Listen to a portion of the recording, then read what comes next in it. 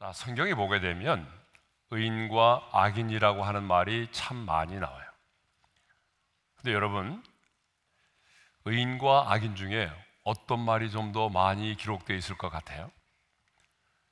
의인이라는 말이 더 많이 기록되어 있을 것 같아요? 아니면 악인이라는 말이 좀 더 많이 기록되어 있을 것 같아요? 모르죠? 예. 그거 아는 사람 별로 없을 거예요. 예. 그런데 설교 준비하면서 한번 찾아보니까 의인은 189회가 나오고요, 악인은 246회 나오더라고요. 그러니까 악인에 대한 기록이 훨씬 많은 것 같아요. 시편에도 보게 되면 의인이라는 말은 44회가 나오고 악인은 82회가 나오고요. 우리가 시편 1편 다 암송하고 있는데 복 있는 사람은 악인의 길을 쫓지 아니하고, 이 시편 1편도 보니까 의인은 2번 나오고 악인은 4번 나오더라고요. 그래서 의인이라는 말보다는 악인이라고 하는 말이 좀 더 많이 나온다라고 하는 거예요. 그러면 악인이 누구냐라는 거예요. 자, 악인이 누구냐? 그럴 때에 세상 사람들이 생각하는 악인이 있어요. 세상 사람들이 생각하는 악인은 어떤 거냐 그러면 세상의 윤리나 도덕 규범에 비추어서 그것에 역행하거나 미치지 못하는 자, 한마디로 말하면 품행이 못된 자로서 남에게 해악을 끼치는 사람을 악인이라고 그래요. 묻지마 폭행을 한다든지, 특별히 요즘 뉴스를 보니까 교제 살인이 많다고 그러더라고요. 그래서 함부로 교제하면 안 될 것 같아요. 예. 공부만 잘한다고 또 교제하면 안 될 것 같아요.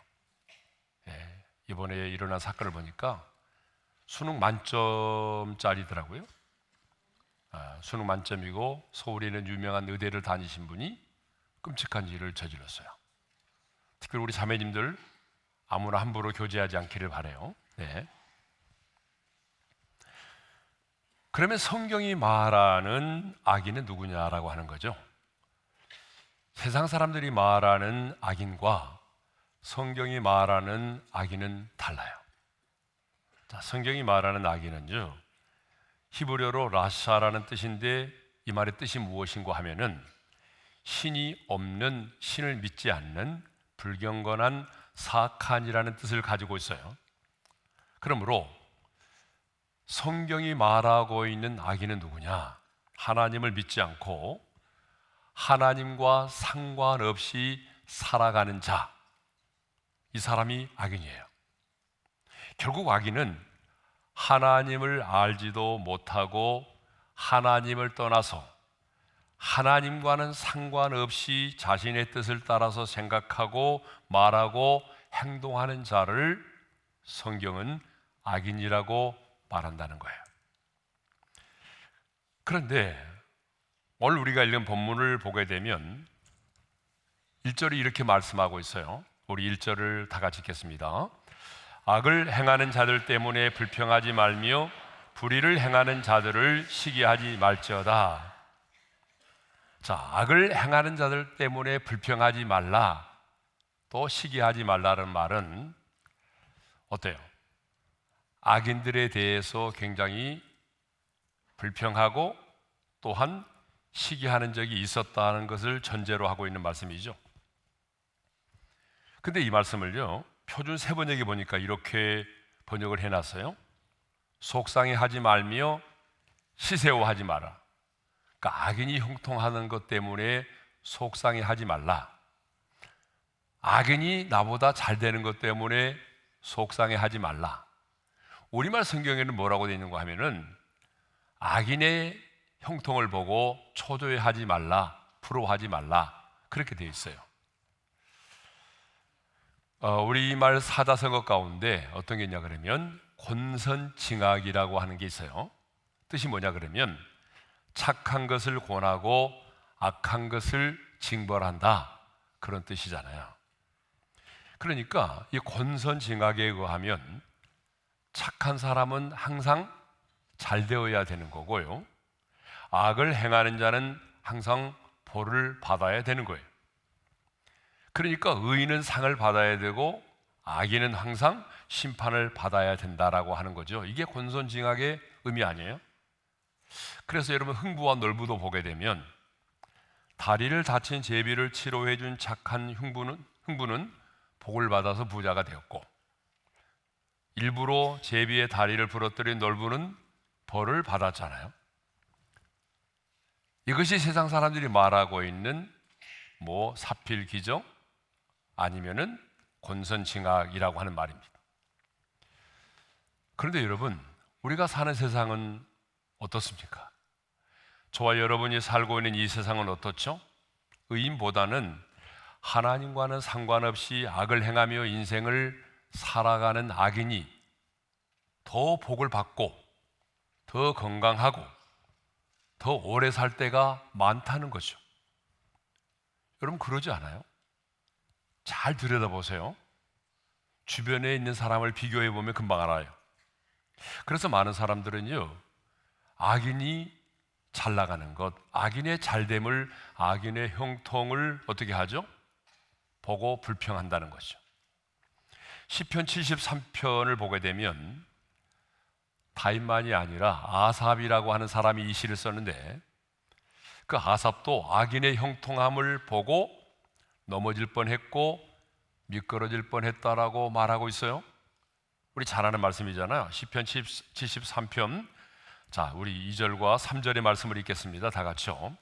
나는 거의 넘어질 뻔하였고 내 걸음이 미끄러질 뻔하였으니 이는 내가 악인의 형통함을 보고.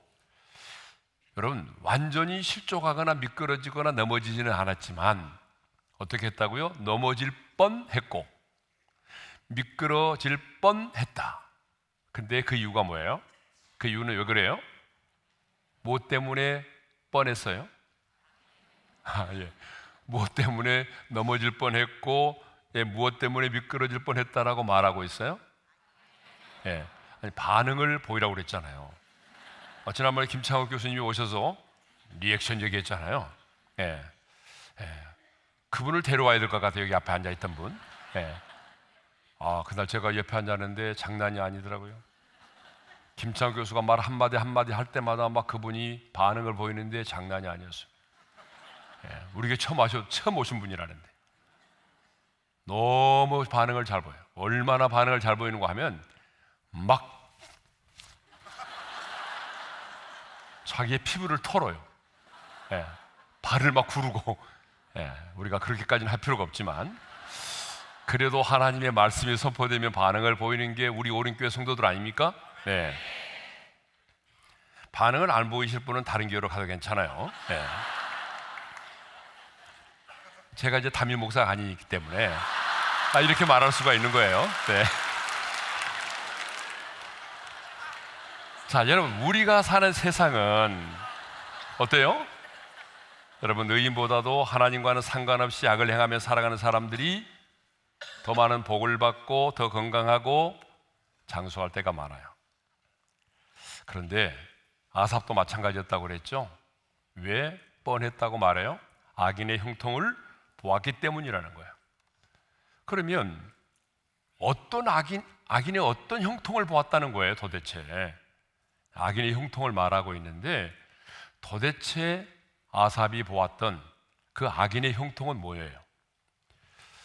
자기 자신은요, 순결하게 살고 정결하게 살고 정말 노력을 하고 있는데, 믿음으로 살려고 몸부림치고 있는데 자신의 인생에는요, 고난이 떠나지 않아요. 재앙이 떠나지 않아요. 아침마다 징벌을 받는데, 근데 이 악한 사람, 우리가 지금까지 악인이 어떤 사람인가를 생각했잖아요. 근데 이 악한 사람은 고난도 없더라는 거예요. 재앙도 없더라는 거예요.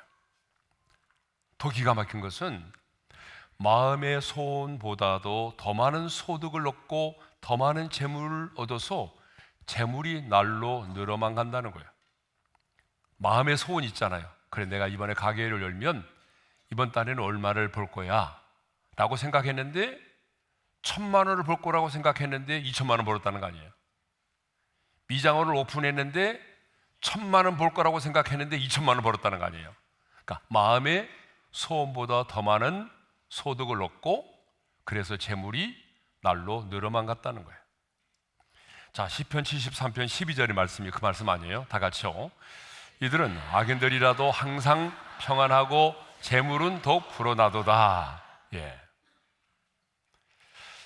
자, 하나님의 사람인 의인은 죽도록 애를 써도 하는 일마다 잘 안 되는데, 악인은 하는 일마다 잘 되어서 돈을 번다는 거예요. 나는 기도로 준비해서 그 일을 시작했고 아침부터 저녁까지 최선을 다하는데 나는 별로 수입을 못 얻는데, 어떤 때는 적자를 면치 못하는데, 하나님과는 상관없는 이 사람은 보니까 마음의 소원보다 더 많은 돈을 얻고 재물이 쌓여만 간다는 거예요. 더 기가 막힌 것은 악인들은 죽을 때에도 건강하게 살다가, 죽을 때까지도 건강하게 살다가 죽을 때도 병원에서 인결 맞으면서 죽어간다는 거예요. 편안하게. 근데 예수를 잘 믿고 주님을 따랐던 성도는 원치 않은 암에 걸리기도 하고, 암에 걸리는 정도가 아니라 죽을 때까지 그 암과 투병 중에서 엄청난 고통을 경험하면서 마침내 이 세상을 떠난다는 거예요. 자, 이렇게 하는 일마다 잘 되고 건강하고 많은 부와 힘을 갖게 되니까 그 악인의 교만함이요, 어때요? 하늘을 찌를 듯 하다는 거예요. 그래서 그들의 목걸이가, 교만이 그들의 목걸이가 될 정도로 교만해졌다라고 말하고 있어요. 자, 시편 73편 6절을 읽겠습니다. 다 같이요. 교만이 그들의 목걸이요 강포가 그들의 옷이미. 여러분, 목걸이, 교만을 목걸이라고 말한 게 그 이유가 있어요. 사람들이 밖에 나갈 때 가장 눈에 띄는 장신구가 뭐예요? 목걸이에요, 목걸이. 예? 그러니까 내가 바로 이런 사람이야 라고 하는 것을 최고로 과시해 보일 수 있는 것이 바로 목걸이입니다. 예? 그런데 교만이 목걸이라는 거예요. 얼마나 교만하든지 걸음걸이만 봐도 알 수 있다는 거예요, 교만한지. 예? 그리고 강포가 옷이라고 말해요. 예? 거기 보게 되면 강포가 그들의 옷이다. 이 말은 우리 교회 이강포 장로님을 말하는 게 아닙니다. 우리 교회 장로님 중에 제가 참 좋아하는 기도를 많이 하시는 우리 이강포 장로님이 계세요. 이름이 강포인데 이름과는 달리 굉장히 온유하신 분입니다. 근데 강포가 그들의 옷이라는 말은 무슨 말인가 하면은 폭력이 일상화되었다는 거예요.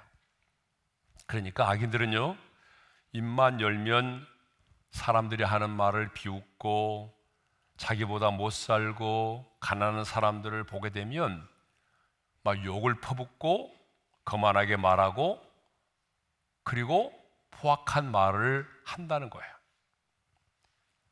예를 들면 뭐 이런 말이죠.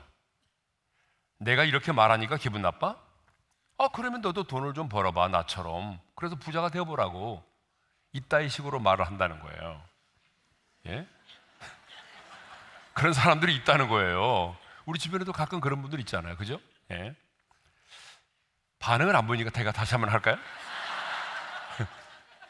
예. 내가 이렇게 말하니까 기분 나빠? 기분 나쁘대잖아요. 예. 예. 착각한 줄 믿고 제가 다시 한번 하겠습니다. 내가 이렇게 말하니까 기분 나빠? 그러면 너도 돈을 많이 벌어봐, 나처럼. 응? 그럼 너도 부자가 되면 될 거 아니야. 왜 돈이 없는 주제에 그따위 말을 해? 이렇게 이제 한다는 거죠. 네. 심지어는요, 하나님을 대적하는 말도 서슴지 않았다는 거예요. 그래서 시편 73편 9절에 보게 되면 이런 말씀이 있어요. 다 같이요. 그들의 입은 하늘에 두고 그들의 혀는 땅에 두루 다니도다. 입이 하늘에 두고라고 하는 말은요, 하나님을 대적하며 비방하는 말을 서슴지 않았다는 거예요. 그리고 혀는 땅에 두루 다닌다라고 하는 이 말은 무슨 말인가 하면 자신이 하고 싶은 말을 거침없이 쏟아낸다는 거예요. 심지어는요, 시편 73편 11절에 보니까 이런 말을 한다는 거죠. 다 같이 읽겠습니다. 하나님이 어찌 알랴? 지존자에게 지식이 있으랴 하는도다. 하나님이 뭐 다 아신다고? 말 같은 소리 하지 마. 하나님이 알긴 뭘 알아. 이렇게 말을 한다는 거죠. 자, 그러므로 이렇게 의인은 고난을 당하고 악인이 형통하는 것을 보게 되면 사람들은요, 어떻게 될까요? 마음이 불편하죠. 여러분도 마음이 불편하지 않을까요? 예. 그리고 어떤 사람들은 악인의 형통을 부러워하기까지 합니다. 근데 성경을 보게 되면 오늘 본문에서만이 아니라 여러 곳에서도 계속하여 반복적으로 악인의 형통을 부러워하지 말라고 말해요. 자, 잠언 24장 1절의 말씀을 읽겠습니다. 다 같이요. 너는 악인의 형통함을 부러워하지 말며. 자, 24장 19절의 말씀도 읽겠습니다. 다 같이요. 너는 행악자들도 말미암아 분을 품지 말며 악인의 형통함을 부러워하지 말라. 자, 계속해서 성경은 뭐라고 말하냐면 악인의 형통함을 부러워하지 말라는 거예요. 악인이 잘 된다고 해서 불평하지도 말고 악인이 잘 나간다고 해서 부러워하지 말라는 거예요. 사실 우리가 악인의 형통함을 보게 되면 우리 자신도 모르게 그렇다면 나는 뭐야? 내가 이렇게 순결하게 살고 거룩하게 살고 믿음으로 살려고 몸부림치는데 그렇다면 나는 뭐야? 이런 생각이 들면서 우리 마음속에 불평이 생길 때가 있어요. 급기야는 내 믿음이 막 흔들리고 하나님을 향해서 원망의 말을 쏟아낼 수도 있는 거예요. 그런데 오늘 본문을 보게 되면 하나님은 다윗에게 이렇게 말씀을 하십니다. 다시 한번 1절을 읽겠어요. 다 같이요. 악을 행하는 자들 때문에 불평하지 말며 불의를 행하는 자들을 시기하지 말지어다. 그리고 7절에서도 이렇게 말씀을 하고 있어요. 다 같이요. 여호와 앞에 잠잠하고 참고 기다리라. 자기 길이 형통하며 악한 꾀를 이루는 자 때문에 불평하지 말지어다. 자, 악인의 형통함 때문에 불평하지 말고 시기하지 말라는 거죠. 억울해하거나 원망하지 말라는 거죠. 참고 잠잠하고 참고 기다리라고 말씀하죠. 악인의 형통함 때문에 흔들리지 말라는 거예요. 그러면 왜 악인의 형통을 부러워하지 말라고 말씀하는 거예요? 왜 악인의 형통함 때문에 불평하거나 시기하지 말라고 말씀할까요? 두 가지 이유 때문에 그렇습니다. 그 첫 번째 이유는요, 악인의 형통이 영원하지 못하기 때문에 그래요. 2절의 말씀을 읽겠습니다. 본문 2절 다 같이요. 그들은 풀과 같이 속히 배임을 당할 것이며 푸른 채소같이 세잔할 것이미로다. 지금 너의 눈에는 형통해 보이고 사람의 눈에는 너무 잘 되는 것처럼 보이지만 풀이 속히 배임을 당하고 푸른 채소가 세잔해지는 것처럼 악인의 형통이 오래가지 못한다라고 하는 것입니다. 그래서 성경을 보게 되면 오래가지 못하는 것, 영원하지 못하는 것을 표현할 때에 자주 등장하는 게 있어요. 그게 뭐냐 그러면 풀은 마르고 꽃은 시든다라는 표현이죠. 그렇죠, 여러분? 이사야 40장 6절과 7절의 말씀을 읽겠습니다. 다 같이요. 모든 육체는 풀이요 그의 모든 아름다움은 들의 꽃과 같으니 풀은 마르고 꽃이 시듬은 여호와의 기운이 그의 분미라. 이 백성은 실로 풀이로다. 예. 이렇게 영원하지 못하는 것, 오래가지 못하는 것을 표현할 때마다 성경에 등장하고 있는 게 뭐냐 그러면 풀은 마르고 꽃은 시든다라고 하는 거죠. 여러분 그렇습니다. 풀은 마르고 꽃은 시들게 돼 있어요. 영원하지가 않아요. 여러분 보통 풀과 꽃은요 한철 이상 가지 않아요. 그렇잖아요, 여러분? 예, 한철 이상 가지 않습니다. 네. 꽃 역시 금세 피었다가 시들고 말아요. 그래서 화무백일홍이라는 말이 있어요. 100일 동안 붉은 꽃은 없다는 말이죠. 잠언 24장 20절에도 이런 말씀이 있거든요. 다 같이 읽겠습니다. 시작. 대저 행악자는 장래가 없겠고 악인의 등불은 꺼지리다. 지금은 악인의 등불이 환하게 밝게 보이는 것처럼 보이지만 머지않아서 악인의 등불은 꺼지고 만다는 거예요. 예? 자, 그러니까 악인의 형통을 부러워하지 말라는 거죠. 불평하지 말라는 거예요. 두 번째로, 왜 우리는 그 악인의 형통을 부러워하면 안 되는가? 왜 불평하거나 시기하면 안 되는가? 그 두 번째 이유는 반드시 악인에게는요, 뭐가 있다? 하나님의 심판이 있다는 거예요. 예? 그래서 9절, 10절, 20절의 말씀을 연이어 읽겠습니다. 다 같이요. 진실로 악을 행하는 자들은 끊어질 것이나 잠시 후에는 악인이 없어지리니 악인들은 멸망하고 여호와의 원수들은 어린 양의 기름같이 타서 연기가 되어 없어지리로다. 예. 그 시편 73편을 보게 되면 아삽이 악인의 형통을 보고 실족하고 미끄러질 뻔했는데 하나님의 성소에 들어갈 때야 악인의 종말, 악인들의 결국 그 하나님의 심판을 깨달아 알게 되었다라고 말하잖아요. 자, 시편 13편 17절을 읽겠습니다. 다 같이요. 하나님의 성소에 들어갈 때야 그들의 종말을 내가 깨달았다. 여기서 종말은 무엇을 말하는가 하면 단순한 끝을 말하는 것이 아니라 그들의 인생의 종말에 임할 하나님의 심판을 말하는 것입니다. 그래서 18절에 뭐라고 되어 있냐 그러면 주께서 참으로 그들을 미끄러운 곳에 두시며 파멸에 던지신다라고 말씀하고 있어요. 그리고 19절을 보게 되면 그 하나님의 심판, 종말의 악인들에게 임할 하나님의 심판이 예기치 않게 갑자기 임하게 된다라고 말하고 있어요. 19절의 말씀도 읽겠습니다. 그들이 어찌하여 그리 갑자기 항폐되었는가? 하나님의 심판이 어느 날 갑자기 임한다는 거예요. 그래서 20절에서는요, 아주 우리에게 친숙한 잠과 꿈을 통해서 악인된 자의 비참한 운명을 실감 있게 표현을 하고 있어요. 자, 20절의 말씀을 읽겠습니다. 주여, 사람이 깬 후에는 꿈을 무시함같이 주께서 깨신 후에는 그들의 형상을 멸시하리라.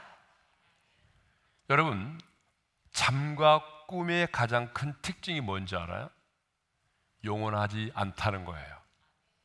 여러분, 영원히 잠을 자는 사람을 봤어요? 밤새도록 꿈을 꾸는 것 같지만 꿈은요, 아무리 오랜 꿈도 사실은 5분도 되지 않는데요. 제가 꿈에 대한 대학교 때 한 강의를 들었어요. 한 강의를 들었는데 그 교수님이 그렇게 말씀하시더라고요. 뭐 우리는 꿈속에서 막 만리장성도 쌓고 그러잖아요. 밤새도록 꿈을 꾼 것 같은데 실제로 보게 되면 꿈꾸는 시간은 5분도 안 된대요. 예. 근데 여러분 어때요? 우리가 꿈을 꾸고 나면 어떠던가요? 실체가 없어요. 그래서 꿈속에서 엄청나게 많이 먹었거든요. 그렇죠? 꿈속에서 막 엄청나게 먹었잖아요. 예. 탕수육도 시켜 먹고 막 짬뽕도 먹고. 그런데 아침에 일어나니까 뭐예요? 배가 불러요? 배가 안 부르죠. 밤새도록 먹었는데 뭐예요? 아침에 일어나 보니까 꿈은 일장춘몽이에요. 실체가 없어요. 자, 무슨 말이냐 그러면, 그래서 사람들은요 아침에 일어나면 꿈을 무시하는 거죠. 내가 밤새도록 먹었다면 아침에 배가 불러야 되는데 여전히 아침에는 배가 고파요. 꿈을 무시하죠. 무슨 말이냐? 악인의 형통함은요 결국 실체가 없는 꿈과 잠과 같다라고 하는 것이죠. 허망하다는 거예요. 예? 때로는 악인의 형통에 대해서 하나님이 꼭 주무시는 것처럼 보일 때가 있어요. 그렇지만 잠을 자는 사람이 언젠가는 일어나는 때가 있는 것처럼 하나님께서 언젠가는요 반드시 그 악인에 대해서 심판을 하신다는 것입니다. 그래서 저희 형상을 멸시하리다라는 말이 있어요. 여기서 형상이 뭐냐 그러면 하나님 없는 지식, 하나님 없는 재물, 하나님이 없이 자신이 쌓아놓은 인생의 명성과 어떤 자기의 스펙들을 말하는 거예요.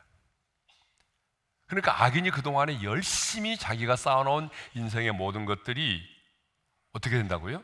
마지막 날에 하나님의 무서운 심판 앞에서 그 모든 것들이 무너지고 만다는 거죠. 예, 다 사라진다는 거예요. 그렇기 때문에 악인의 형통을 부러워하지 말라는 거예요.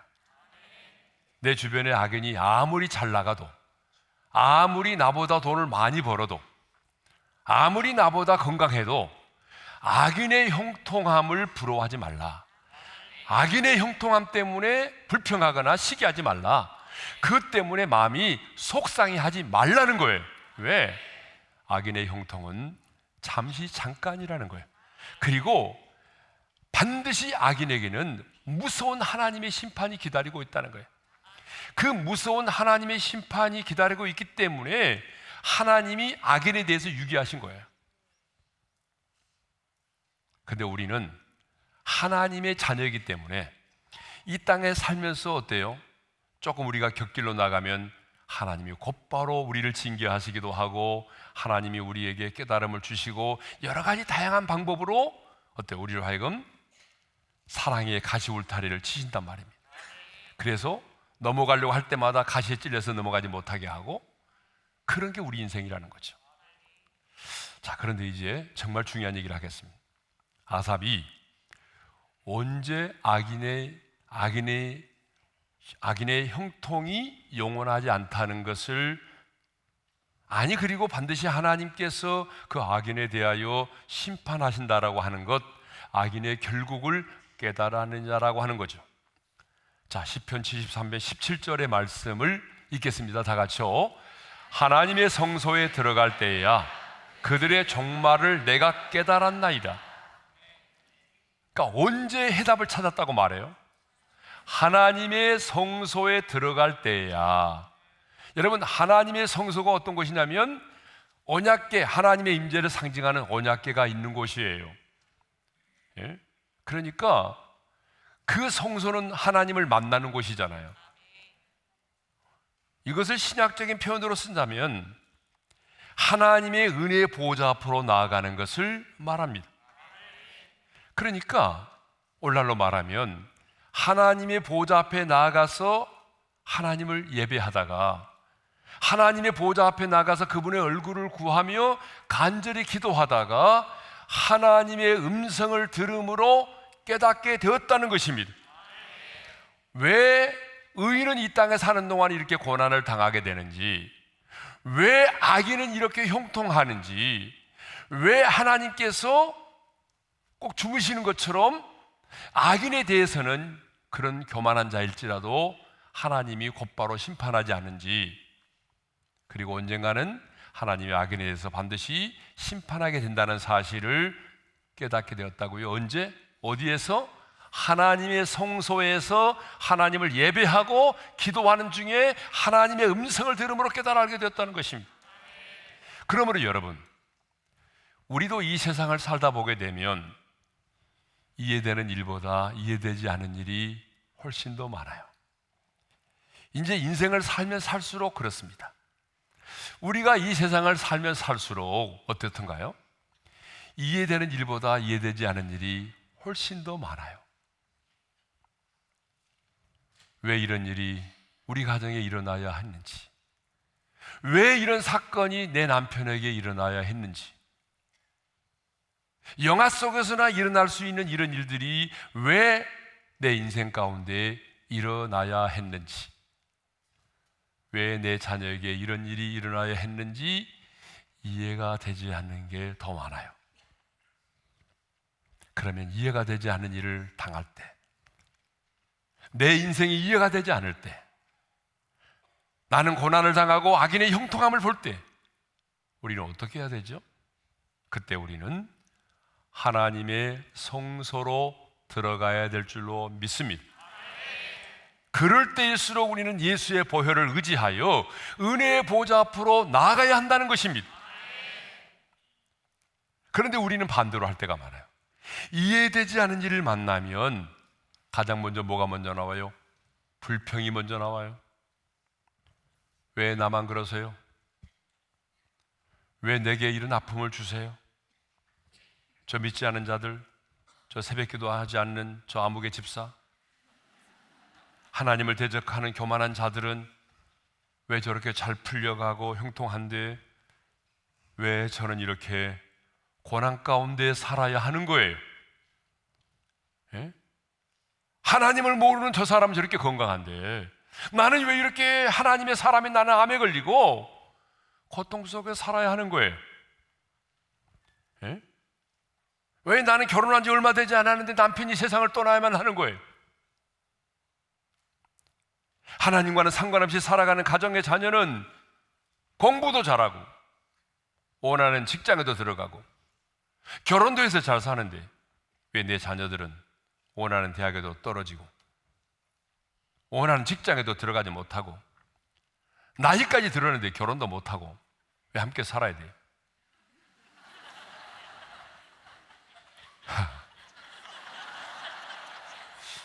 내가 너무 전곡을 찌르는 것 같아서 여러분, 이해되는 일보다 이해되지 않은 일이 훨씬 더 많아요. 이렇게 우리 인생 가운데 이해되지 않는 일을 만나게 되면 보통 순서가 있어요. 먼저 불평이 나오고 나중에는 실족합니다. 그래서 하나님과 멀어져요. 그래서 예배의 자리에서 점점 멀어져 갑니다. 여러분, 다윗도 불평했다는 거 아니에요? 불평하지 말라는 말은 불평했다는 말이거든요. 아삽도 미끄러질 뻔했다고 그러잖아요. 그런데 아삽은 결국 성소에 들어가서 하나님을 만나고 하나님의 음성을 들음으로 해답을 찾았다는 것입니다. 그렇구나, 악인이 잘 된다고 해서 영원히 잘 되는 것이 아니구나. 또한 의인이 고난을 당한다고 해서 그 고난이 영원히 지속되는 것이 아니구나. 그러므로 악인의 형통을 부러워해서는 안 되겠구나. 여러분, 이걸 보았다는 거 아니에요? 눈에 비춰진 현재의 모습만을 보았던 아삽이 이제는 영안이 열려서 눈에 비춰진 현실의 모습만이 아니라 미래의 마지막의 모습까지도 알게 되었다는 거죠. 그래서 그들의 종말을 내가 깨달았나이다. 그들의 종말까지 알게 되었다는 거죠. 영혼까지 보게 되었다는 거잖아요. 부분만을 보았던 아삽이 이제는 전체를 보게 되었다는 거예요. 그래서 유진 피터슨 목사는 메시지 성경에서 이 말씀을 이렇게 표현했어요. Then I saw the whole picture. 그때 내가 전체를 보게 되었다. 내가 하나님의 전에 들어가 기도하기 전에는 눈에 비춰진 현실의 모습만 봤다는 거예요. 내 눈에 비춰진 현실의 모습만을 본 거예요. 그런데 이제 하나님의 전에 들어가서 하나님을 예배하면서 무릎 꿇어 기도하면서 이제는 내 눈에 비춰진 현실의 모습만을 보는 것이 아니라 인생의 처음과 나중을 보게 되었다는 거예요. 부분적으로만 보았던 것들을 하나님이 눈을 열어주셔서 인생의 전체를 볼 수 있었다는 거예요. 악인의 종말이 어떠한 것인가를 깨닫게 해주셨다는 것입니다. 의인의 고난이 영원하지 않다는 것을 깨닫게 해주셨다는 거예요. 그래서 많은 목사님들이요, 이 말씀을 묵상하면서 이런 표현들을 많이 썼더라고요. 인생을 현미경이 아닌 망원경으로 보라. 제가 한 말이 아니고 여러 목사님들이 이렇게 말을 했어요. 예? 인생을 현미경이 아닌 뭘로 보라고요? 망원경으로 보라고 그랬어요.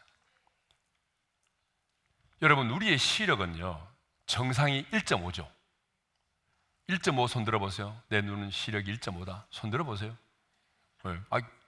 그게 뭐 창피한가요? 1.5 손 들라는데 왜 이렇게 안 들어요? 정상인데 이게 정상 아니야, 1.5가.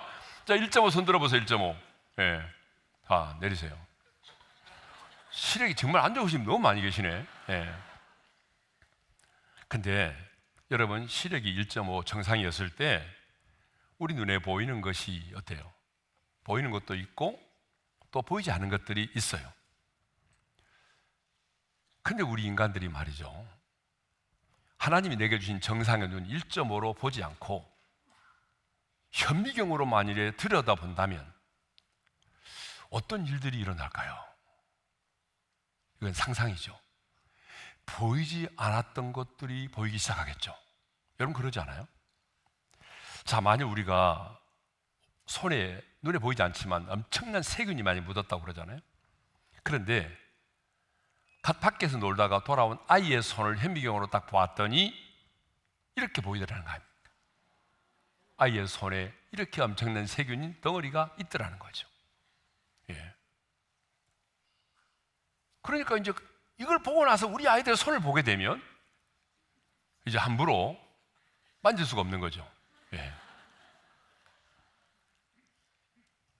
그리고 여러분, 우리 입안을 현미경으로 들여다보게 되면 입안이 참 예쁘게 보이지만 저게 뭐예요? 수많은 세균들이 저리 가득 차 있다는 거죠. 만일에 했는데 저게 보인다. 그러면 어떻게 될까요, 여러분? 예? 절대로 입맞춤을 할 수가 없겠죠. 먼지 진드기를 현미경으로 보았어요. 근데 여러분, 저 모양이잖아요. 저게 침대 속에 우리 이불 속에 있다고 생각해 보세요. 그러면 침대 위에 올라가서 단잠을 잘 수가 있겠어요? 모든 음식을 현미경으로 본다면 먹지 못할 음식이 너무나 많을 거예요. 근데 여러분, 우리 인생도 마찬가지입니다. 지금 내가 당한 인생의 고난과 아픔을 현미경으로 관찰하듯 보게 된다면 500배, 1000배 이상으로 확대해서 보게 된다면 내가 당한 인생의 고난과 아픔과 상처가 얼마나 더 크게 보일까요? 내 눈에는 약간 보이는데 500배, 1000배로 확대해서 현미경으로 보니까 어떻게 될까요? 내가 당한 인생의 아픔과 상처가 지금의 모습보다 엄청나게 크게 보일 거예요. 내 인생이 더 비참하게 보일 거예요. 아니, 불쌍하게 느껴질 정도로 보일 거예요. 그러나 그렇기 때문에 우리는 어떻게 해야 돼요? 현미경이 아닌 망원경으로 내 인생을 보아야 된다는 것입니다. 지금 내가 처해 있는 문제와 상황만을 보지 말고 앞으로 하나님께서 이 일을 통하여 하나님이 행하실 일들을 망원경으로 멀리 보듯이 지금은 내가 고난의 한복판에서 힘들고 있지만 이 고난 이후에 하나님이 내 인생 가운데 베푸실 축복이 어떤 것인가를 미리 볼 수 있어야 된다는 것이죠. 남편을 바라보고 자녀를 바라볼 때도 마찬가지예요. 여러분, 남편을 막 현미경으로 보게 되면 남편의 막 허물이 커 보이는 거예요. 남편으로부터 받았던 상처도 엄청나게 커 보이는 거예요. 여러분의 자녀도 마찬가지입니다. 망원경으로 보지 못하고 현미경으로 보게 되면 내 자녀가 너무 형편없이 보이는 거예요. 자녀를 교육할 때도 당장의 현실만 보지 말고 우리가 멀리 봐야 되거든요. 그러니까 우리가 현미경으로 보니까 계속해서 뭐예요? 현실적으로 지금 처해 있는 상황과 환경만을 바라보니까 우리가 자녀를 교육할 때도 뭐를 보는 거예요? 당장의 점수가 중요한 거예요. 이번에 중간고사가 중요한 거예요. 예? 이번에 학점이 중요한 거예요. 예? 이것 때문에 내 자녀의 인격이 파괴되고 하나님과 멀어지는 것은 생각을 안 하는 거예요. 예? 당장의 내 자녀의 점수가 중요하고 당장의 내 자녀가 어때요? 이번에 중간고사 잘 봐야 되는 거예요. 수련회가 중요한 게 아니에요. 현미경으로 보니까 그런 거예요. 현미경으로. 여러분, 다른 사람을 대할 때도 마찬가지예요. 현미경으로 보게 되면요, 그가 지은 죄와 허물이 엄청나게 커 보이는 거예요. 그러니까 함부로 사람을 막 정죄하는 거예요. 현미경으로 들여다보니까 뭐예요? 안 보이던 게 다 보이는 거예요. 예? 예전에는 무심코 지나쳤는데 현미경으로 딱 들여다보니까 뭐예요? 지나칠 수가 없는 거예요. 근데 여러분, 우리 인생은요 100m를 달리는 단거리가 아니잖아요. 42.195km를 달리는 마라톤이란 말이에요. 그러므로 긴 호흡이 필요해요. 인생을 멀리 바라볼 수 있는 안목이 필요하다는 거예요. 지금 내가 처해 있는 상황과 문제와 현실만을 보는 것이 아니고, 내가 지금 고난 가운데 있다면 이 고난 너머에, 이 고난을 내가 극복했을 때에 하나님께서 이 고난 너머에 나를 위해 준비해 주신 축복이 무엇인가를 멀리 망원경을 통해서 볼 수 있어야 된다는 거죠. 자, 우리가 성경에 보게 되면 슬피 울며 예수님을 따랐던 여인들이 있었잖아요. 우리가 지난주에 묵상했나요? 네. 자, 예수님이 십자가를 지고 골고다의 언덕길을 오르고 있을 때에 흐느끼면서 막 가슴을 치면서 슬피 울며 주님을 따랐던 여인들이 있었어요. 그런데 주님은 그 여인들을 향해서 말씀하셨어요. 예루살렘에 따라 나를 위하여 울지 말고 너희와 너희 자녀를 위해서 울라. 나를 위해서 울지 말고 너희와 너희 자녀를 위해서 울라고 말씀하셨어요. 여러분, 이 여인들은요, 정말 그 순간에 예수님의 그 고난과 아픔에 동참했던 여인들이고, 제자들은 배신하고 떠나갔지만 끝까지 주님을 따라왔던 여인들이잖아요. 그럼에도 불구하고 주님께서 이 여인들에게 뭐라고 말씀하셨어요? 나를 위하여 울지 말고 너희와 너희 자녀를 위해서 울라고 말씀하셨어요. 왜냐하면 여인들은 지금 예수님께서 받으시는 그 고난과 아픔만을 보았지, 이후에 예수님의 십자가의 고난과 죽으심을 통해서 우리에게 주어질 영생이라는 축복을 보지 못했단 말입니다. 당장 눈앞에 펼쳐진 예수님의 고난과 아픔만 보았지, 그 고난 이후에 우리에게 주어질 영생이라는 축복을 보지 못했단 말입니다. 그렇죠. 욥의 친구들도 마찬가지예요. 욥의 친구들, 우리가 잘 아는 것처럼 욥은요, 말로는 다 할 수 없는 고난을 받았어요. 하루아침에 모든 재산과 종을 잃어버렸어요. 하루아침에 모든 자녀를 잃었어요. 하루아침에 자신의 건강이 무너졌어요. 그리고 자기의 아내마저도 하나님을 욕하고 죽으라고 저주를 했어요. 욥의 친구들도 찾아와서 말합니다. 네가 지은 죄 때문에 이런 고난을 당하였노라면서 욥을 정죄했습니다. 그들은 욥의 고난을 현미경으로만 보았어요. 욥이 당하고 있는 지금의 고난과 아픔을 현미경으로만 보았어요. 제 눈이 너무 작나요? 현미경으로만 봤어요. 뭘 못 봤어요? 하나님께서 마침내 욥을 연단하시고 새롭게 하심으로 귀로만 들었던 하나님을 눈으로 보게 된다는 사실을, 말년에 하나님께서 욥의 공경을 돌이키시고 이전의 모든 소유보다 갑절이나 더 많은 복을 받게 하셨잖아요. 그러니까 욥을 이해할 때도 현미경으로만 바라보게 되면, 지금 처해 있는 상황과 환경만을 바라보게 되면 가장 비참한 사람이 욥의 인생이 되었을 거예요. 그들은 욥의 인생을 현미경으로만 보았지 망원경으로 보지 못했다라고 하는 거죠. 자, 그러므로 우리도 내 자신을 바라볼 때도 그렇고, 또 여러분의 자녀를 바라볼 때도 그렇고, 여러분의 가정의 남편과 아내를 바라볼 때도, 또 누군가를 바라보면서 기도할 때도 마찬가지인데, 현미경으로 보지 말고 어떻게 하라고요? 망원경으로 보아야 된다. 그런데 이제 중요한 게 뭐냐 그러면, 언제 그러면 내가 현미경이 아닌 망원경으로 볼 수 있는 영적인 안목을 갖게 되느냐? 언제 내가 영안이 열려서 현미경이 아닌 망원경으로 내 인생을 볼 수 있게 되느냐? 그게 언제죠? 하나님의 성소에 들어갈 때입니다. 하나님의 은혜의 보좌 앞에 나갈 때입니다. 하나님의 임재 속에 들어갈 때예요. 여러분, 내가 원한다고 그래서 곧바로 망원경으로 볼 수 있는 게 아니란 말이에요. 인생은. 예?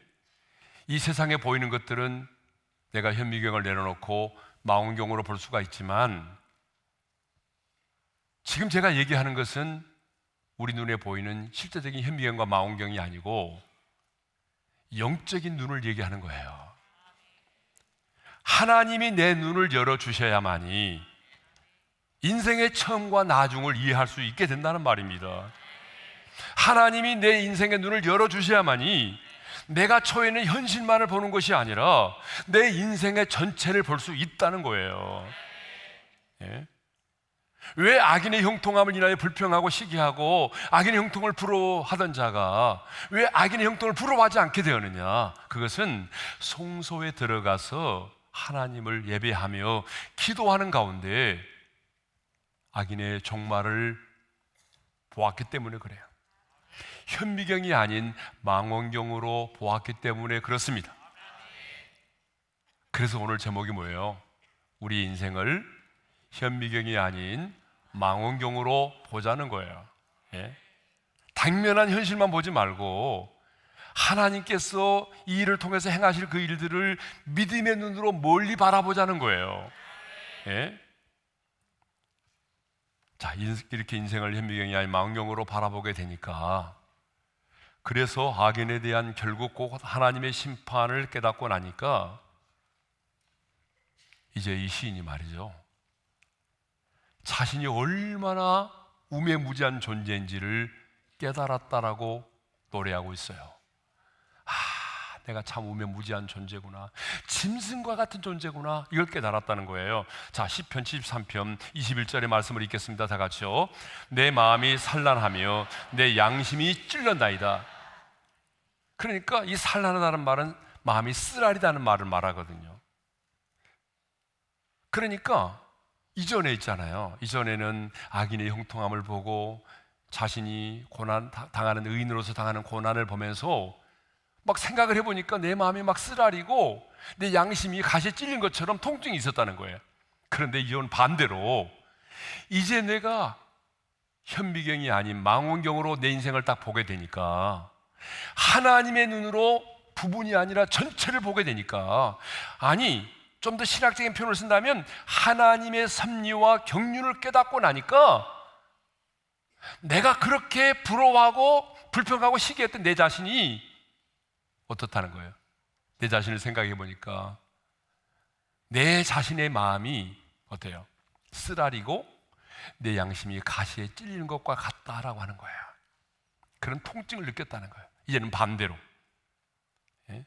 더 나아가 자신이 얼마나 우매무지한 짐승과 같은 존재임을 깨달아 알게 되었다는 거예요. 그래서 시편 13편 22절에서 이런 고백을 합니다. 다 같이요. 내가 이같이 우매무지함으로 주 앞에 짐승이오나, 주님, 내가 참 우매무지한 사람입니다. 내가 주님 앞에는 짐승과 같은 존재입니다. 내 자신이 그런 존재라는 거예요. 그러니까 인생의 미래를 보지 못하니까, 하나님의 섭리와 경륜을 깨닫지 못하게 되니까 그냥 현미경으로만 내 현실을 쳐다보고 내가 받은 고난을 쳐다보니까 악인의 형통을 부러워하게 되고 악인이 잘 나가는 것을 내가 시기하게 되고 그것 때문에 마음이 상했다는 거예요. 근데 그런 자신이 뭐예요? 야, 참 우매무지하구나. 내 자신이 얼마나 우매무지한지, 하나님 앞에 짐승과 같은 존재이구나. 성경에도 그런 말씀 있잖아요. 사람이 깨닫지 못하면 멸망하는 짐승과 같다고 그랬잖아요. 여러분이 똑똑하면 얼마나 똑똑해요? 여러분이 지식이 있으면 얼마나 지식이 있냐 그 말이에요. 예? 하나님 앞에서는요, 우리는 우매무지한 자예요. 예? 여러분의 5분으로 알 수 있어요? 여러분의 인생 가운데 5분의 일어날 일을 여러분이 알 수 있냔 말이에요. 우리는요, 5분으로 알지 못하는 연약한 존재예요. 그런 우매무지한 짐승과 같은 존재인 내가 하나님이 내 눈을 열어주시지 않는데 어떻게 인생의 전체를 볼 수 있어요? 하나님이 내 눈을 열어주시지 않는데 어떻게 하나님의 섭리와 경륜을 이해할 수 있단 말이에요. 그래서 욥기 38장을 보게 되면 하나님께서 폭풍 가운데 욥에게 이렇게 말씀을 하시죠. 자, 우리 한번 읽어볼까요? 다 같이요. 무지한 말로 생각을 어둡게 하는 자가 누구냐? 너는 대장부처럼 허리를 묶고 내가 내게 묻는 것을 대답할지니라. 다 같이요. 내가 땅에 기초를 놓을 때에 내가 어디 있었느냐. 내가 깨달아 알았거든 말할지니라. 여러분, 우리 하나님 이런 분이세요. 네. 피조물인 우리는요, 전체를 보지 못합니다. 우리는 부분적으로만 보고 부분적으로만 알아요. 인생의 전체를 알지 못하는 우리는 하나님의 섭리와 경륜을 깨닫지 못하는 정말 우매무지한 존재입니다. 짐승과 같은 존재입니다. 그런데 이렇게 우매무지한 존재인 우리가 끊임없이 나의 이성과 상식과 경험으로 누군가를 판단하고, 여러분, 내 자신을 판단할 수가 있겠어요? 그것처럼 어리석은 일이 어디 있겠습니까? 이제 우리는 인생이 이해되지 않을 때, 내게 당한 인생이 고난이 이해가 되지 않을 때 불평하지 말고, 실족하지 말고, 악인의 형통을 부러워하지 말고, 내 인생 가운데 이해되지 않은 일이 생길 때 어떻게 해야 되죠? 성소로 들어가야 합니다. 그래서 하나님, 내 눈을 열어서 주를 보게 해 주십시오. 나의 눈을 열어서 내 인생의 전체를 보게 해 주십시오. 내가 처해 있는 지금의 상황을, 지금의 현실을 현미경으로만 들여다보지 말게 도와주시고, 하나님이 주신 눈으로 내 인생의 미래를 보게 해 주십시오. 하나님이 행하실 일을 보게 하여 주십시오. 여러분, 기도할 수 있기를 바랍니다. 그래서 현미경이 아닌 망원경으로 내 인생의 전체를 보게 된다면, 나를 향한 하나님의 섭리와 경륜을 온전히 깨닫게 된다면, 우리는요, 내 주변에 있는 악인이 아무리 잘 나가도 그 악인의 형통함 때문에 우리는 부러워하지 않게 될 것입니다.